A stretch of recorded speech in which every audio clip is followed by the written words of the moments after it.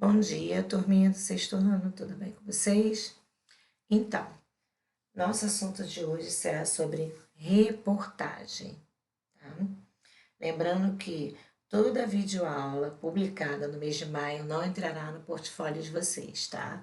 As aulas que deverão entrar no portfólio de vocês são as publicadas de março e abril, tá bom? Reportagem. A reportagem é um mecanismo de informação que trata de uma forma minuciosa, detalhada, um fato que já é conhecido no meio social ou de acontecimentos de interesse da coletividade.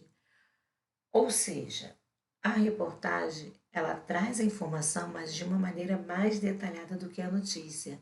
A notícia, ela está lá, é passada, são dadas informações sobre um determinado assunto, que é de interesse da população em geral, porém a reportagem traz essa mesma notícia, mas de forma mais detalhada, com entrevista, com dados específicos, com pessoas que entendam do assunto, para trazer mais clareza sobre a situação expressa para o, a população, o público em geral. Apresenta levantamentos de dados, entrevista com testemunho ou especialistas, o emprego do discurso direto e indireto e assinatura do jornalista. Então, como eu falei, traz dados mais sucintos, né? Que dão mais veracidade àquela notícia, àquela informação, tornando uma maneira mais clara e objetiva esta notícia. O emprego do discurso direto e indireto é porque você pode estar na hora fazendo uma reportagem ao vivo, como nós vemos nos telejornais, na televisão, como você pode também, depois da reportagem feita, quem não pôde assistir, pode ser publicada em revista e jornais através do discurso indireto, ou seja, ele vai passar aquela informação que foi dada pelo entrevistado, vai dizer o que o entrevistado disse. Quando a reportagem é ao vivo, você pega a informação no discurso direto.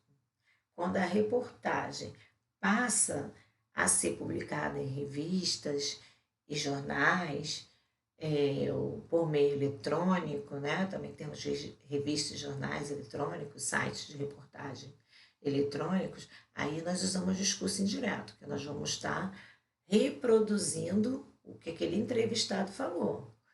Como nós já vimos como se usa o discurso direto e indireto, nós já estudamos isso. Então, continuando. Por esse motivo, a reportagem é um texto que precisa de mais tempo para ser elaborado pelo repórter, onde se desenvolve o debate sobre um tema de modo mais abrangente que a notícia.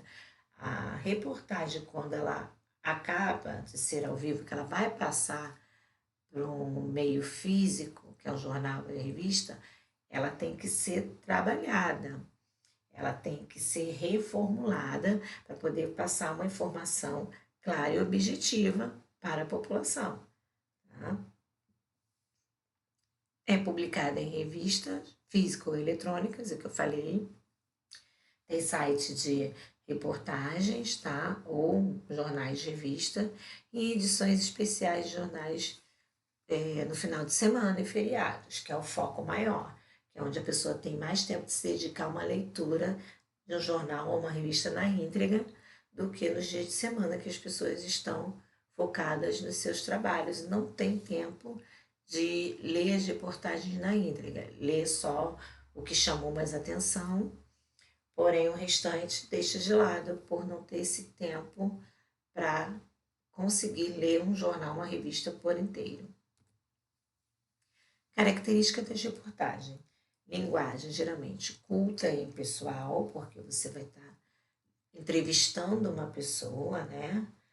Ou fazendo, depois da entrevista, quando você passa para o meio físico, a linguagem tem que ser culta, não pode ser uma linguagem informal. Emprega os verbos mais usuais, preferencialmente na voz ativa. Lembrando que a voz ativa é quando o sujeito pratica a ação, então ele está praticando a ação da entrevista. da reportagem, informações claras e objetivas para que o leitor entenda o que está sendo passado, apresenta um título e às vezes subtítulo. O título geralmente é em letras garrafais e o subtítulo é o que vai ser apresentado.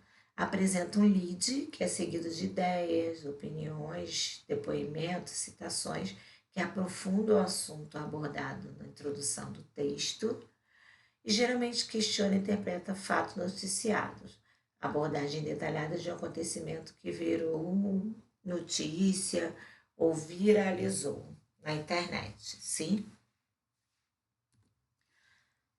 A estrutura básica é dividida em três partes: título, principal e secundário, é o que eu falei aqui, ó. Apresenta título e às vezes subtítulo, né? O título principal pode apresentar dois tipos, o mais abrangente, chamado de manchete, então o título principal vai ser aquele bem destacado, e o secundário é uma espécie de subtítulo mais específico, ou seja, aquilo no que vai se tratar a reportagem, sobre o que a reportagem vai falar. Eu posso falar assim, de manchete, descoberta da vacina para o Covid. Aí embaixo botar Covid-19 já tem cura. Então, aí em cima eu estou dando a manchete, né? O impacto. E embaixo eu boto um subtítulo para dizer do que vai se tratar a minha reportagem. O lead, ou lead, que está escrito aqui, ó, vai ser o primeiro parágrafo do texto jornalístico, que deve conter as informações mais importantes que serão discorridas pelo autor. Portanto, o lead pode ser considerado uma espécie de resumo das palavras-chave são apontadas. Então, o lead vai ser o primeiro parágrafo do seu texto, da sua reportagem, onde você vai informar sobre o que você vai dizer, sobre qual é a sua reportagem, o que ela oferece de informação viável para você, do seu interesse. Como botei aqui, ó. É seguido de ideias, opiniões, depoimentos e citações que aprofundam o assunto abordado no texto. Então, o lead vai ser o primeiro parágrafo que vai ter as opiniões, a entrevista, os dados estatísticos sobre a sua reportagem do tema que você irá desenvolver, sobre o que você está falando. Corpo do texto, que é o desenvolvimento do texto sem perder de vista o que foi apresentado no lead, ou seja, aqui você vai estar passando a informação sobre o que vai ser sua notícia no lead. Sua notícia não, perdão, sua reportagem no lead. Você vai estar passando as informações. Aqui embaixo você vai estar desenvolvendo essas informações.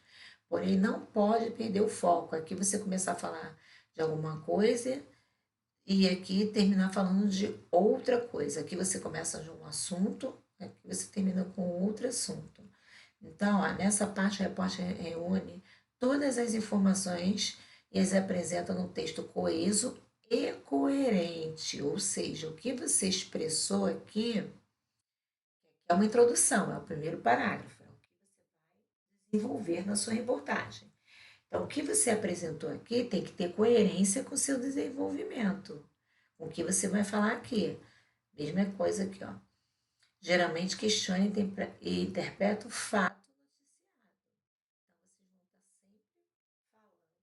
interpretando o fato que você noticiou, o tema que você está desenvolvendo, o assunto da reportagem.